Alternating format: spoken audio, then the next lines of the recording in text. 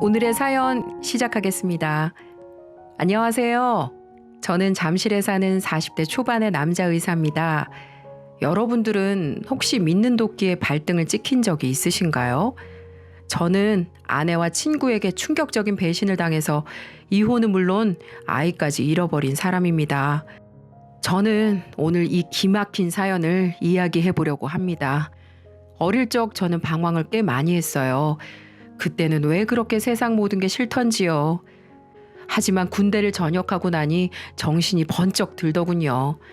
그렇게 저는 미친 듯이 공부를 했고 실제로 의대에 입학했습니다. 엉덩이에 땀띠가 날 정도로 공부해서 얻어낸 결과였죠. 그때 제 나이가 20대 중반이었어요.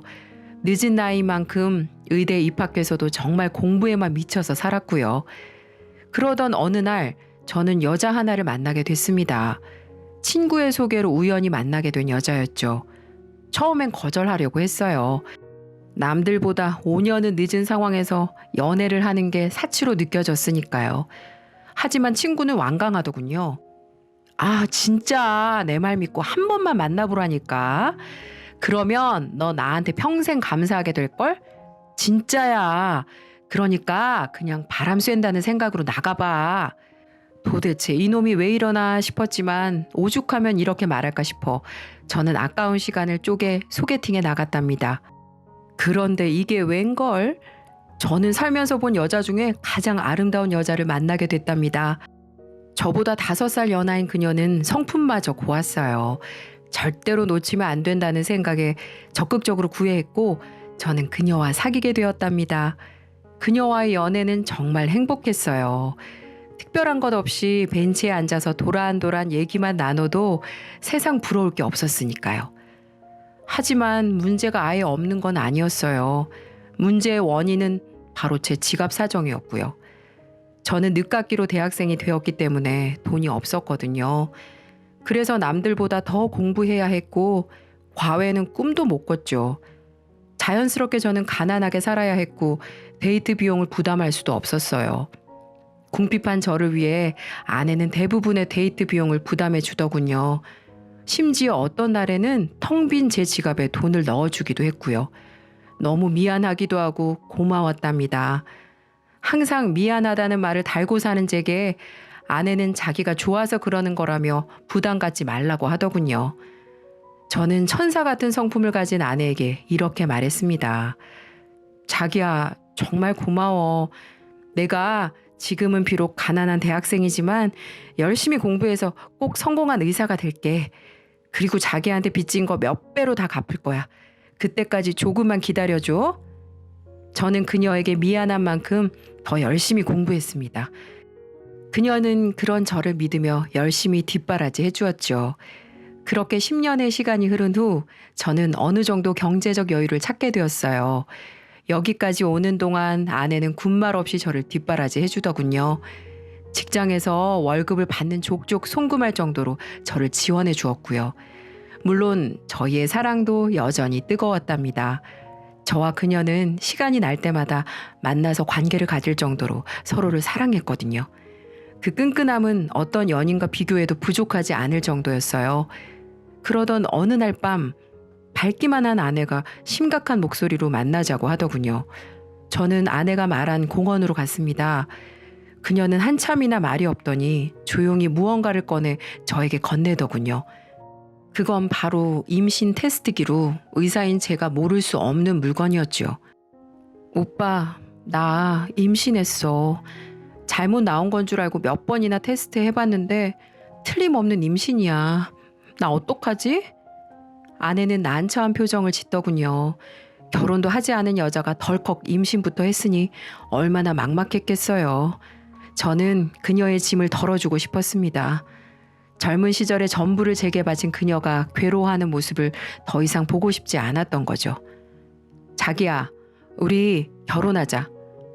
약간 당황하는 그녀에게 저는 언젠가 결혼할 생각이지 않았냐며 아이가 생긴 것을 축복으로 받아들이자고 했어요. 고민하던 그녀는 저의 제안에 승낙했답니다.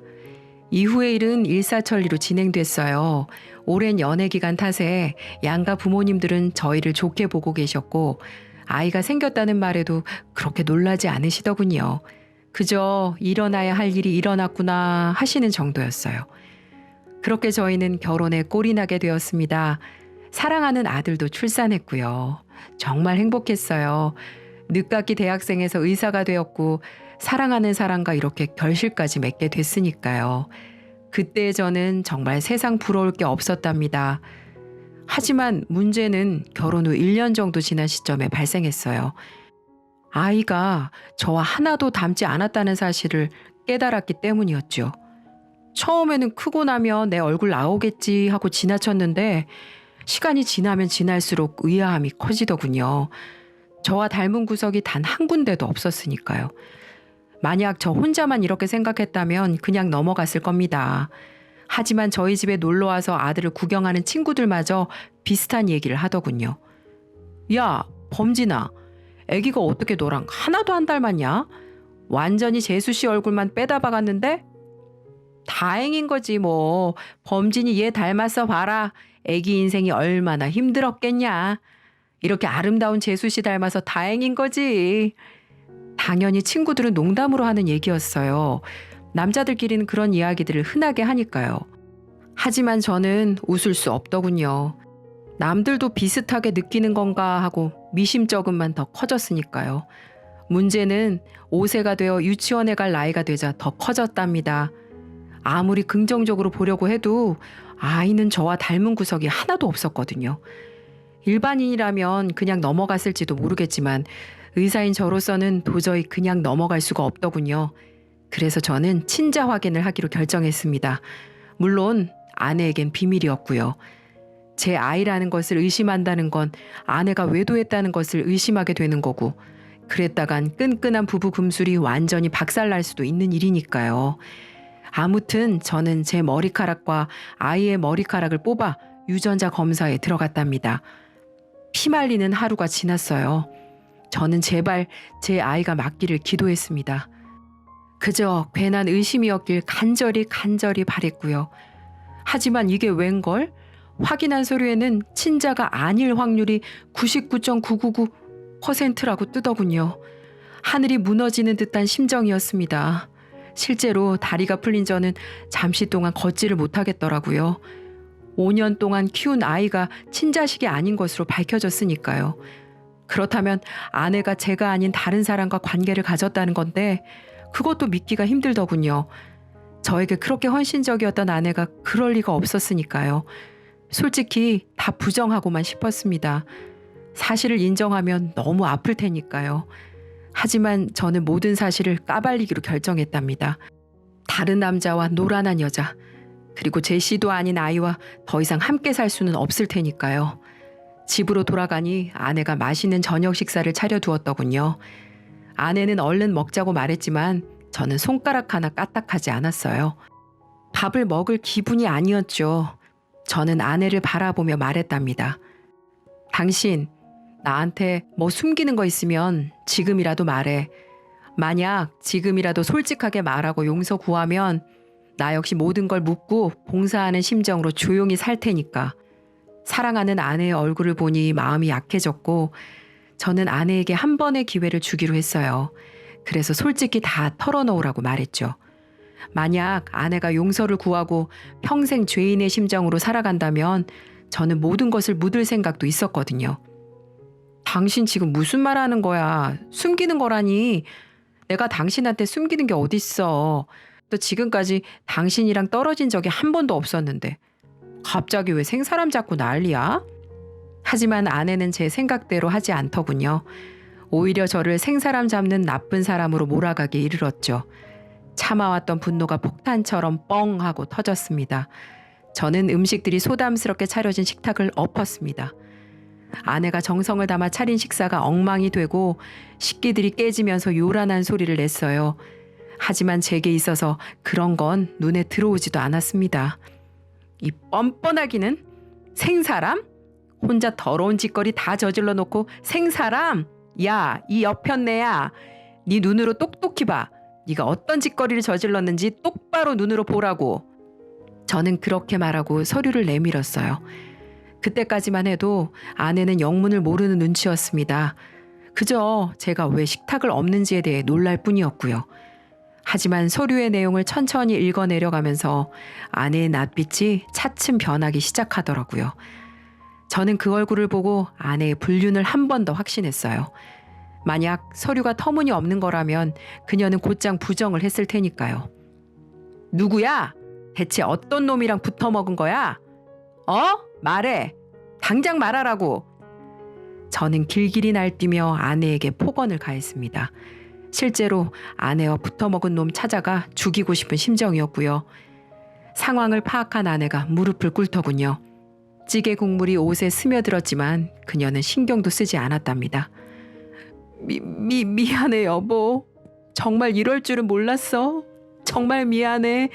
한 번만 용서해줘. 아내는 손이 발이 되도록 싹싹 빌더군요. 하지만 머리 끝까지 치솟은 화를 식힐 수는 없었어요. 미안해? 미안한 줄은 알아? 그런 사람이 나를 깜쪽같이 속이고 다른 놈이랑 붙어 먹었어? 왜? 조용히 넘어가면 내가 바보처럼 속아 넘어갈 줄 알았니? 됐고, 얘 애비가 누구야? 대체 제 애비가 누구냐고? 저는 제게 비는 아내에게 계속해서 윽박질렀어요. 아니, 이제 아내도 아니었죠. 풋풋하던 20대 시절부터 사귄 아내는 상간녀에 불과했고 소중한 아들은 제 핏줄이 아닌 것으로 밝혀졌으니까요. 여보 그게... 얼굴이 사색이 된 아내는 사실을 털어놓더군요. 증거가 없다면 모를까 친자 불일치 서류가 이렇게 눈앞에 떡하니 있는데 거짓말을 할 수는 없었겠죠. 그렇게 저는 아내가 하는 기막힌 얘기를 들었답니다. 그리고 거대한 충격에 빠지고 말았네요.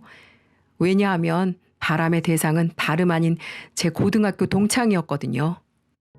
연애하던 시절 저는 가장 친한 친구들에게 아내를 소개해 주었거든요. 언젠가 결혼할 거라고 생각했기에 미리 눈도장을 찍어둘 생각이었죠. 그 자리를 시작으로 저희 커플과 친구들은 자주 보면서 친하게 지냈답니다. 밥과 술을 먹는 건 물론이고 함께 여행을 다니며 오랫동안 추억을 쌓았죠. 문제는 그중에 승우라는 놈이 바람의 대상이라는 점이었어요. 승우는 배드민턴 선수 출신으로 얼굴도 잘생기고 몸도 아주 좋은 녀석이었거든요. 그러다 보니 여자한테 인기도 많았고 제 아내도 거기에 넘어간 거죠. 물론 아내가 처음부터 그 놈을 좋아한 건 절대 아니라고 하더군요. 처음엔 그저 제 친구로만 받아들였대요. 하지만 저와의 연애가 지속되니까 슬슬 권태를 느꼈고 얼굴도 잘생기고 몸도 좋은 승우에게 호감을 느꼈다고 합니다. 그리고 결혼하기 몇 개월 전부터 사귀기 시작했다더군요. 당연히 관계도 가지게 되었고요. 미안해 여보. 하지만 난 정말 승우 씨 아이라고는 상상도 못했어. 당신이랑 매일 같이 붙어 있었는데 어떻게 다른 사람의 아이라고 생각할 수 있겠어.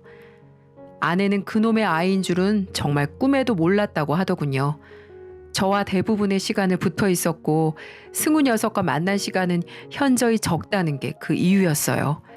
저와 자주 붙어 있으니 당연히 관계 갖는 시간이 많았고 그런 상황에서 제 아이가 아니라 승우의 아이라고 생각하긴 어려웠다더군요.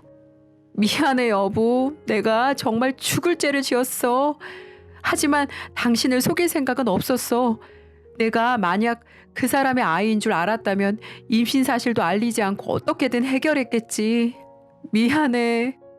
아내는 계속해서 제게 빌었답니다. 바람을 피운 건 맞지만 저를 속일 의도는 없었다며 항변하더군요. 하지만 저는 그 말이 더 어이없게 느껴졌고요. 나 참 속일 생각이 없었다고?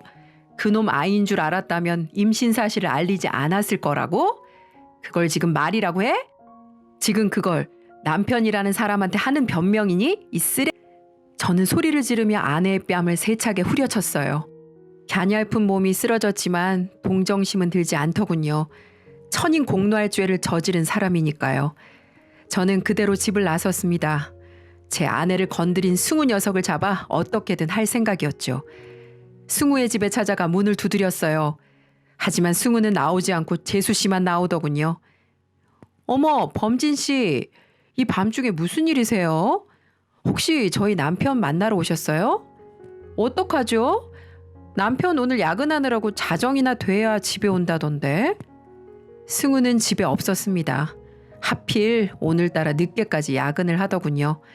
집에 들어가서 기다릴까 하다가 다음에 오겠다고 말하며 발걸음을 돌렸습니다. 그리고 가까운 모텔로 향했어요. 더러운 아내와 제 핏줄도 아닌 아들의 곁에 한시도 있긴 싫었거든요.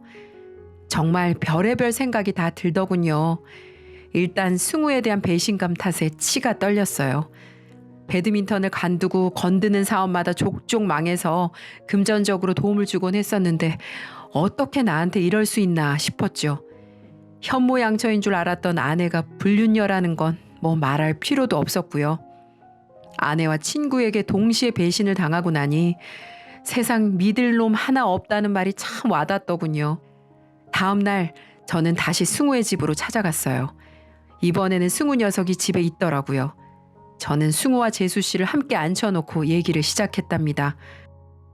빙빙 돌릴 거 없이 말할게. 나 내 아들 친자 확인했고 불일치 떴어. 와이프한테 너랑 만났다는 것도 다 들었고 이거 정말 사실이냐? 다짜고짜 던지는 말에 승우와 재수 씨는 놀란 표정을 지었어요. 하지만 아내와 마찬가지로 승우는 부정을 하지 않더군요. 그저 식은땀만 뻘뻘 흘릴 뿐이었죠. 확신을 한 저는 울분을 터뜨렸습니다. 난 널 가족만큼이나 소중하게 생각했어. 그래서 네가 어렵다고 말했을 때도 군말 없이 도와줬던 거고, 그런데 네가 내 와이프를 건드리는 것도 모자라 씨를 뿌려? 이 천하의 쓰레기 같은 놈아. 네가 어떻게 사람의 탈을 쓰고 이딴 짓을 저지를 수가 있어? 저는 길길이 날뛰며 승우를 몰아붙였죠. 제 아내를 건드린 게 사실은 사실인지 승우는 아무런 반박도 하지 못하더군요. 입을 연 건 오히려 재수 씨였어요. 당신 그게 정말이야? 정말 범진 씨 아내분이랑 그런 사이였어? 언제? 대체 언제부터 그런 건데? 재수 씨가 승우를 추궁하기 시작했어요.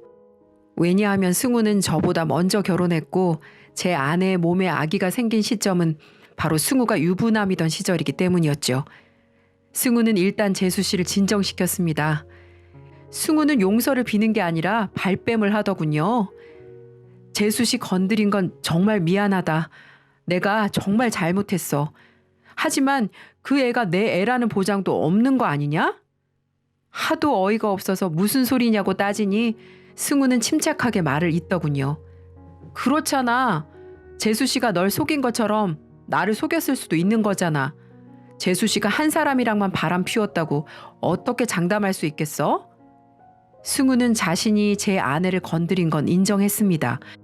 하지만 제 아들이 자신의 씨앗이라는 건 인정하지 못하겠다고 하더군요. 분통이 터졌지만 틀린 말도 아닌 거예요. 아내는 저를 속였고 한 번 속인 사람이 두 번 속이지 말라는 법은 없으니까요. 그래서 저는 이를 더 확실하게 처리하기로 했습니다. 좋아. 그럼 친자 확인하자고. 승우 너랑 내 아들이랑 유전자 검사해서 네 핏줄인지 아닌지 확실하게 따져보자고. 저는 자꾸만 발뺌하는 승우에게 유전자 검사를 제안했답니다. 승우는 알겠다고 대답했고요. 다음 날 저희는 곧장 유전자 검사를 진행했어요. 대기하는 내내 승우는 안절부절 못하더군요.